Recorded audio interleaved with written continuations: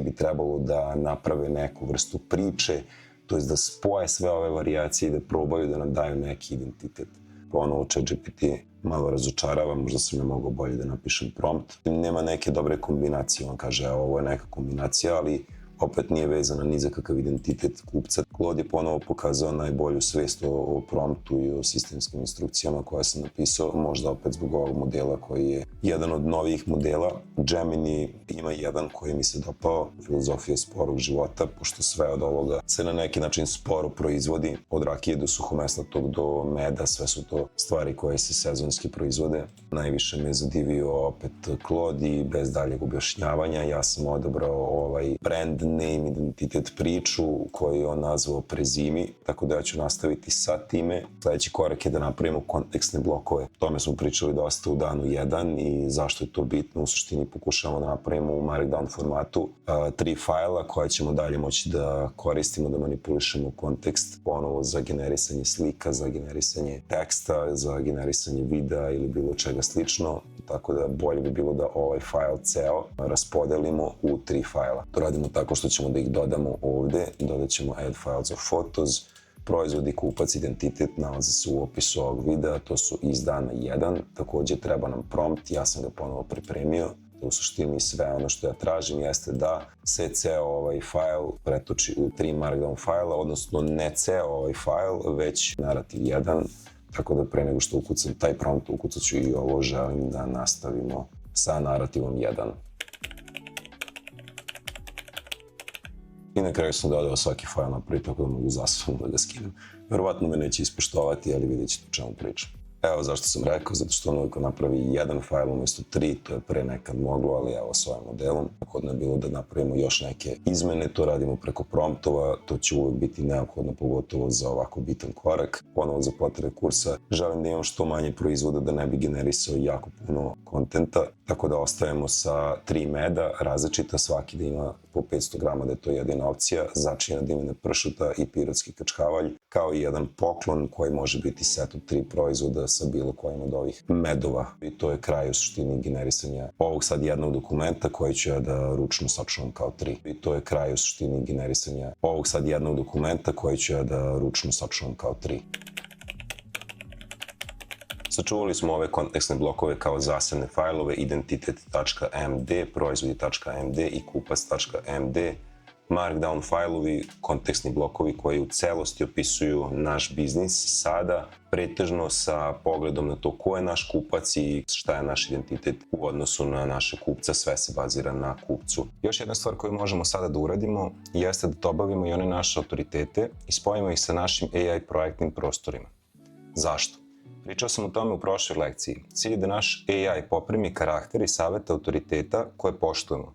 Ako to uradimo kako treba i onim promptom u konverzaciji, možemo da dobijemo mišljenje ovih autoriteta u toj temi. Recimo, usred konverzacije gde pričamo o strategiji za marketing nekog meda, možemo da pitamo šta bi Alex Hormozi rekao da sada treba da uradimo. Zvuči dobro, ali kako to da napravim?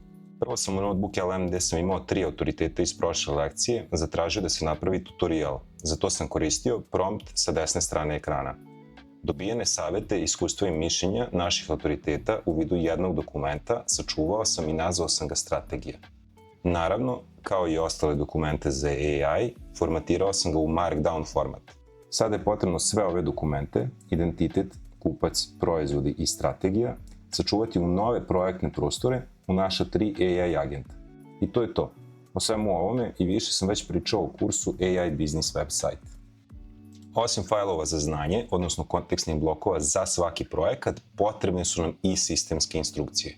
Njihov cilj je da našim AI agentima objasni koji je cilj ovih projektnih prostora i kako da koriste ove kontekstne blokove koje smo do sada sve vreme pravili. Ja sam ove instrukcije pripremio na desnoj strani ekrana, tako da slobodno pauzirajte video, a za sistemske instrukcije za ChatGPT moramo da dodamo još jedno polje, odnosno još jednu instrukciju.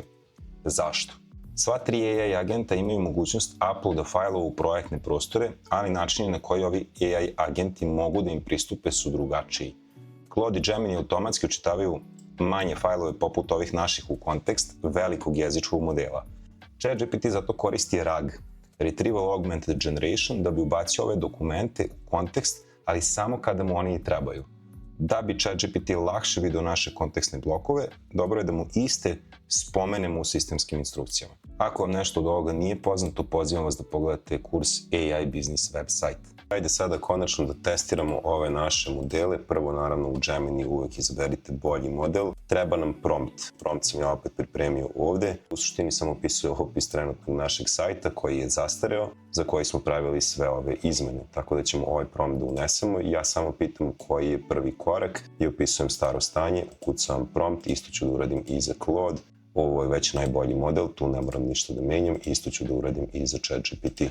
I odgovori su generisani, ponovo možemo da prolazimo i da ih čitamo sve redom, da ih kombinujemo, to jest ukrštamo odgovore ovih AI agenata kao po uputstvima iz prvog dana. Kako je ovaj kurs drugog dana nije fokusiran na to da sve radimo do detalja, ja ću samo ovde odmah zatražiti od Claude-a da mi on generiše sajt već sada. To radim tako što ću da selektujem sve ove stranice, odnosno fajlove, ima tu i nekih drugih stvari osim HTML fajlova, ali bez slika. Reći ćemo da slike već postoje u opisu i ja ću već u okviru ovog projekta sa ovim postojećim kontekstom stvari koje mi je on predložio da izmenim, njemu odmah ovde samo da zatražim pravljenje sajta. Naravno, to neće biti idealno, ali eto, probat ćemo. Upravo sam ti poslao ceo sajt bez galerije slika. Smatri da su sve putanje dobre, slike će ostati iste, promenit ćemo posle. Za sada ovaj prvi korak želim da napraviš sve izmene, one koje si rekao, modifikuj bez da uništiš funkcionalne delove. Ja ću mu to sada zatražiti i sada bi isto to mogao da zatražim i od ChatGPT-a, međutim ja se sećam da ChatGPT za ovu verziju ne može da uploaduje, to je za besplatnu verziju, ne može da uploaduje više od 3 fajla, tako da ovo ne može da se uradi ovde. Možemo iznova praviti website, neću to da radim, onda gubimo onu aplikaciju koju smo pravili. Što se Geminija tiče, ja mislim da on može sve to isto da uradi, tako da ćemo probati i sa njim i vidjet ćemo kako će on to da uradi. Ponovo upload files i opet isti prompt kao od malo pre, želim da on to sve napravi i zadao sam mu zadatak.